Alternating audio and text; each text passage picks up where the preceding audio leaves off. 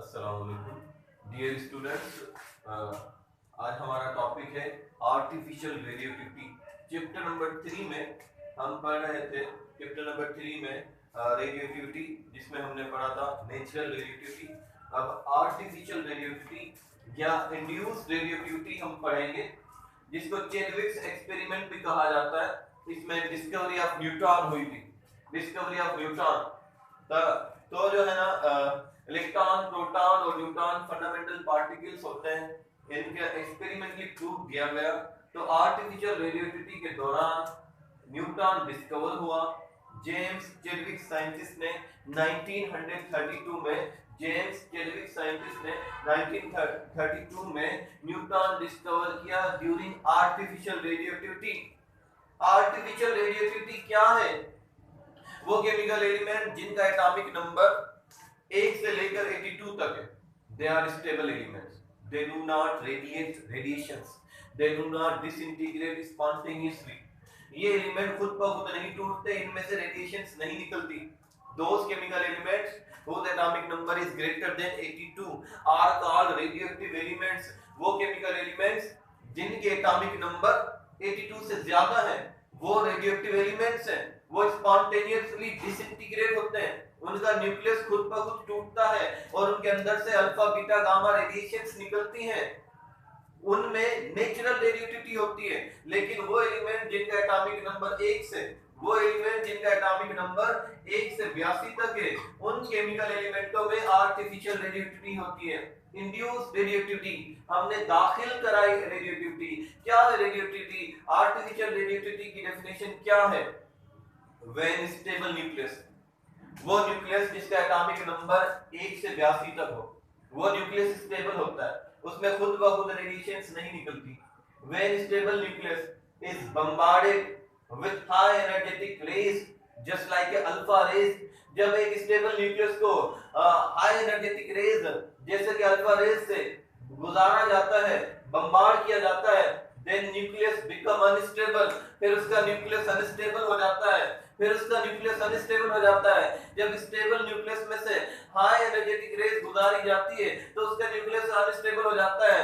वो खुद को स्टेबल करने के लिए अपने अंदर से रेडिएशन खारिज करता है। तो वो खुद को स्टेबल करने के लिए अपने अंदर से रेडिएशंस खारिज करता है, रेडिएशंस देता है। अब वो रेडियोएक्टिविटी करता है। तो ये जो रेडियोएक्टिविटी है, ये इंड्यूस्ड रेडियोएक्टिविटी है। हमने दाखिल कराई, हाथों से रेडियोएक्टिविटी कराई, इसलिए इसको बोलते हैं artificial radioactivity. For example, beryllium एक स्टेबल न्यूक्लियस है। बेरिलियम एक स्टेबल न्यूक्लियस है। जब इसमें से हीलियम रेज गुजारी जाती हैं तो इसका न्यूक्लियस बम्बार्ड हो जाता है। इसके न्यूक्लियस में ये अल्फा रेज शामिल होती है, एक इंटरमीडिएट स्टेट बनती है। देखिए हीलियम का जो है 2 एटॉमिक नंबर, माना इसमें 2 प्रोटॉन, हीलियम के 2 प्रोटॉन बेरिलियम में आएंगे तो एटॉमिक नंबर 6 हो जाएगा।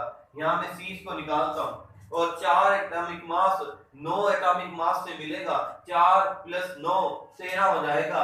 6 एटॉमिक नंबर है कार्बन का, लेकिन 6 12 स्टेबल कार्बन है। ये 6 13, इसका न्यूक्लियस, कार्बन का न्यूक्लियस जिसमें 6 प्रोटॉन और 6 न्यूट्रॉन होते थे वो स्टेबल, लेकिन इसमें 7 न्यूट्रॉन है, 6 प्रोटॉन है, ये अनस्टेबल है। ये अनस्टेबल न्यूक्लियस खुद को स्टेबल करने के लिए अपने अंदर से एक एक्स्ट्रा न्यूट्रॉन निकाल देगा। ये न्यूट्रॉन जब इसमें से निकल जाएगा तो एटॉमिक नंबर 12 और एटॉमिक नंबर 6 और एटॉमिक मास 12 बच जाएगा। तो ये जो रेडियोएक्टिविटी है इसको बोलते हैं आर्टिफिशियल रेडियोएक्टिविटी या इंड्यूस्ड रेडियोएक्टिविटी। ये जो रेडियोएक्टिविटी है, स्टेबल न्यूक्लियस में अल्फा रेज गुजारी, वो अल्फा रेज इसके अंदर दाखिल हुई, उसके बाद न्यूक्लियस अनस्टेबल हुआ। अनस्टेबल न्यूक्लियस होने के बाद ये रेडियोएक्टिविटी देगा, ये रेडिएशंस देगा। इसने radiations the in the form of neutron इसके अंदर से निकला, फिर ये अनस्टेबल से स्टेबल बन गया। तो ये जो रेडियोएक्टिविटी है इसको कहते हैं आर्टिफिशियल रेडियोएक्टिविटी या induced radioactivity. We have so far seen that, अब तक हमें पता चला है कि एटम के अंदर 3 सब एटॉमिक पार्टिकल्स होते हैं जो इंपॉर्टेंट होते हैं, जो फंडामेंटल होते हैं, जो डिसइंटीग्रेशन के दौरान निकलते हैं। अल्फा रेज पॉजिटिवली चार्ज जो है प्रोटॉन की फॉर्म्स में, बीटा रेज इलेक्ट्रॉन्स की फॉर्म में, गामा रेज जो है gamma rays electromagnetic radiations and neutron. Neutron भी निकलते हैं। न्यूट्रॉन इसी बेरिलियम की स्टडी कर रहा था, जेम्स चेडविक जो है बेरिलियम की स्टडी कर रहा था, उस दौरान जो है बेरिलियम में से न्यूट्रॉन्स निकलते हुए उसने देखे। उसने क्या किया, उसने लीड के ब्लॉक में, फिर उसने जो है इसकी वेरिफिकेशन की, जो है रेडियोएक्टिव एलिमेंट को लीड के ब्लॉक में डालेंगे और उसको एक तरफ के पॉजिटिव और दूसरी तरफ नेगेटिव जो है इलेक्ट्रोड्स रखेंगे। जब रेज निकलेंगी तो इलेक्ट्रॉन, प्रोटॉन और न्यूट्रॉन जो है ना पॉजिटिव इलेक्ट्रोड की तरफ डिफ्लेक्ट करेगा ना नेगेटिव की तरफ, सीधा जाएगा। तो neutron is a neutron. Neutron पर कोई चार्ज भी नहीं होती। देयर आर 3 सब एटॉमिक पार्टिकल, 3 सब एटॉमिक पार्टिकल्स है जो फंडामेंटल है, जिसमें इलेक्ट्रॉन पर नेगेटिव 1 चार्ज होती है। अगर इस चार्ज को हम इलेक्ट्रोस्टैटिक यूनिट में बताएं 4.803 × 10⁻10, अगर इस चार्ज को हम कूलम में बताएं तो 1.602 × 10⁻19 कूलम, और चार्ज टू मास रेशियो जो है इलेक्ट्रॉन का 1.758 × 10⁸ coulomb per gram. Mass of electron, अगर इलेक्ट्रॉन का मास हम ग्राम में बताएं तो 9.115 × 10⁻28 ग्राम। मास ऑफ इलेक्ट्रॉन किलोग्राम में बताएं तो 9.115 × 10⁻31 किलोग्राम। मास ऑफ इलेक्ट्रॉन अगर हम एटॉमिक मास यूनिट AMU में बताएं तो 0.000550 AMU।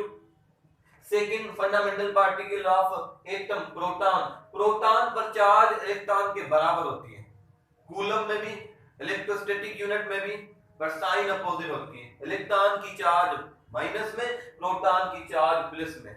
इस तरह हम लिखते हैं इलेक्ट्रॉन -1 और proton +1। Proton carries positive charge equal to that of electron in electrostatic unit as well as in coulomb. Mass of proton का mass 1836 times greater than mass of electron. Proton का मास electron के मास से 1836 times ज्यादा है। Mass of proton in AMU 1.008 AMU। Mass of electron in gram 1.672 × 10⁻24 gram. Mass of proton 1.672 × 10⁻24 gram, 1.672 × 10⁻27 kilogram. Third fundamental particle of an atom which is discovered by James Chadwick during artificial radioactivity is neutron. Neutron carries no charge.